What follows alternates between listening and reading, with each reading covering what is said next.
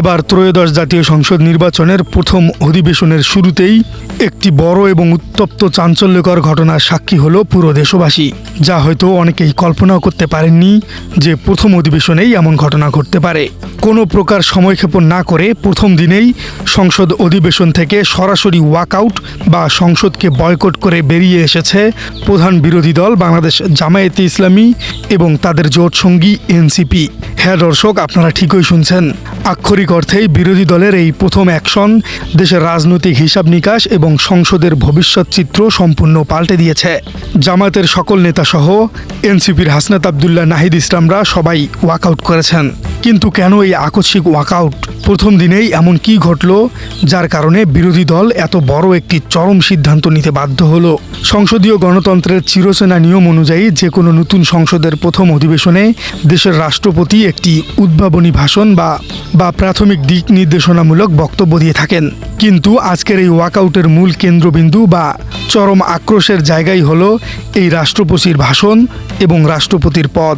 বর্তমানে যিনি রাষ্ট্রপতির চেয়ারে বসে আছেন সেই মোহাম্মদ শাহাবুদ্দিন চুপ্পুকে বিরোধী দলগুলো কোনোভাবেই বৈধ বা নৈতিকভাবে গ্রহণযোগ্য বলে মনে করেন না।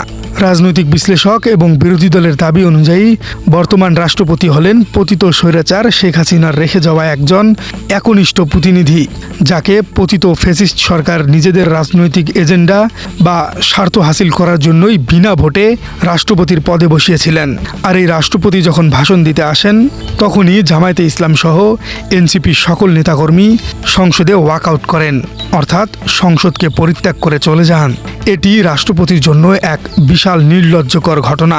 এই ওয়াকআউটের পেছনের রাজনৈতিক সমীকরণটি যদি একটু গভীরভাবে বিশ্লেষণ করা যায় তবে গত কয়েকদিনের কিছু ঘটনা একদম আয়নার মতো পরিষ্কার হয়ে উঠবে। কিছুদিন আগেই রাজনৈতিক মহলে একটি গুঞ্জন উঠেছিল যে জামায়াত বা বিরোধী দল হয়তো বর্তমান ক্ষমতাসীনদের সাথে এক ধরনের আঁতাত তৈরি করেছে বা তারা খুব সফট বিরোধী দল হিসেবে পরিণত হয়েছে। কিন্তু 12 তারিখ সংসদে বসা পর্যন্ত যে কৌশলগত ধৈর্য জামায়াত এবং এনসিপি ধরেছিল, আজ তার সবচেয়ে বড় একটি বাস্তব প্রমাণ পাওয়া গেল। এর থেকেই প্রমাণ হয় যে বিরোধী দল হিসেবে জামায়াত এবং এনসিপি জোট অনেক বেশি সক্রিয় হতে যাচ্ছে। পতিত স্বৈরাচারের কোনো চিহ্ন, কোনো লিগাসি বা কোনো দোসরকে তারা সংসদে এক বিন্দু ছাড় দিতে রাজি নয়। এই একটিমাত্র ঘটনা বর্তমান নির্বাচিত সরকারকে এক বিশাল মনস্তাত্ত্বিক চাপে ফেলে দিয়েছে। সরকার এখন খুব ভালো করেই বুঝতে পারছে যে সংসদে কোনো জনস্বার্থ বিরোধী সিদ্ধান্ত বা স্বৈরাচারী প্র্যাকটিস চাপিয়ে দেওয়ার চেষ্টা করা হলে বিরোধী দল মোটেও চুপ করে বসে থাকবে না। তাহলে দিন শেষে এই বিষয়টি রাজনীতিতে কী বার্তা দিচ্ছে? এই ওয়াকআউটটি পরিষ্কারভাবে প্রমাণ করে যে এবারের সংসদ গত 15 বছরের মতো কোনো রাবার স্ট্যাম্প বা পুতুলের সংসদ হতে যাচ্ছে না। এখানে প্রতিটি নীতি, প্রতিটি সিদ্ধান্তের কড়া জবাবদিহিতা নিশ্চিত করা হবে এবং বিরোধী দল তাদের ওয়াচডগ বা পাহারাদারের ভূমিকা হিসেবে একটুও পিছপা হবে না। এখন একটি অত্যন্ত সরাসরি এবং গুরুত্বপূর্ণ প্রশ্ন।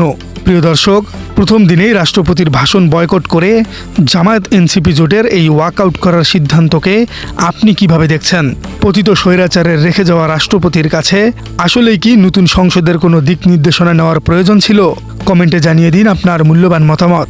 আর আপনার রাজনীতি চ্যানেলে নতুন হয়ে থাকলে চ্যানেলটি সাবস্ক্রাইব করার অনুরোধ থাকলো। দেখা হচ্ছে পরবর্তী কোনো ভিডিওতে।